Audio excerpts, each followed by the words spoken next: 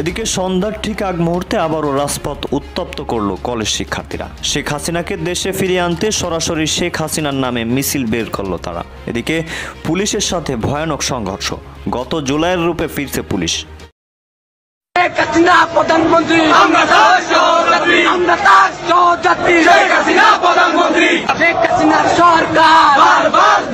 ওই দিল্লি না ঢাকা, ঢাকা ঢাকা, আমি বলি কি তখন হেডা হেডা শালার পুত। এই যে মাইলস্টোন শিক্ষার্থীদের নতুন বার্তা, ডক্টর ইউনূসের শেখ হাসিনার চেয়েও ভয়ঙ্করভাবে পতন হবে। এইদিকে সেনাপ্রধান কঠিন চাঞ্চল্যকর তথ্য ফাঁস করলো। বিস্তারিত জানতে ভিডিওগুলো দেখতে থাকুন।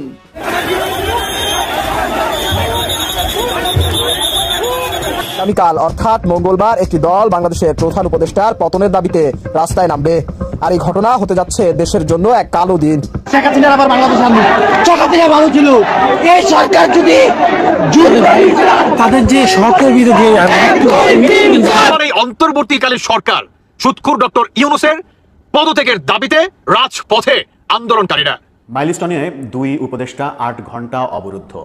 ঘরের মধ্যে অনেক অত্যন্ত ক্ষোভের সঙ্গে এবং দুঃখের সঙ্গে বলছি যে বেশ কিছুদিন থেকে আমি বলছিলাম যে একটা নির্বাচিত সরকার খুবই দরকার, খুব জরুরিভাবে দরকার। জুলাই আন্দোলনের বর্ষপূর্তির বাকি 2 সপ্তাহ। এর মধ্যে বিমান দুর্ঘটনাকে কেন্দ্র করে বাংলাদেশের পরিস্থিতি সম্পূর্ণ বদলে গিয়েছে।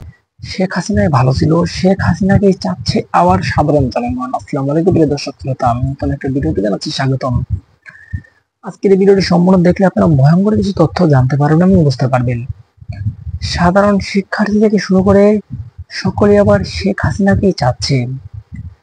এ কেমন দুর্দশা শুরু হয়ে গেল বাংলাদেশে। এখন যেন আওয়ামী লীগের সুদিন আসতে চলেছে, এমন দিনের আশায় যেন শেখ হাসিনা ভারতে বসে দিন গুনতেছিলেন, এমনটা জানিয়েছে গণমাধ্যমে। যে কোনো সময় শেখ হাসিনা বাংলাদেশে ঢুকে পড়বে, আগের মতন রাজত্ব করবে, সাধারণ মানুষেরাকে আগের মতন বাংলাদেশে ফিরিয়ে আনবে, এমন আশায় যেন করছে আওয়ামী লীগ। তাহলে কি এই আশাগুলো বাস্তবায়ন হবে? আপনাদের কি মনে হচ্ছে? শেখ হাসিনা কি তাহলে বাংলাদেশে আসতে পারবে, নাকি পুরোটাই কাল্পনিক এবং গুজব? অবশ্যই এই বিষয়টি আপনারা কমেন্ট করে বলে যাবেন। আজকের মতন এই পর্যন্তই, দেখা হচ্ছে পরবর্তী কোনো ভিডিও নিয়ে। সে পর্যন্ত আপনারা সকলে ভালো থাকুন, সুস্থ থাকুন, এই চ্যানেলের সাথেই থাকুন। ধন্যবাদ।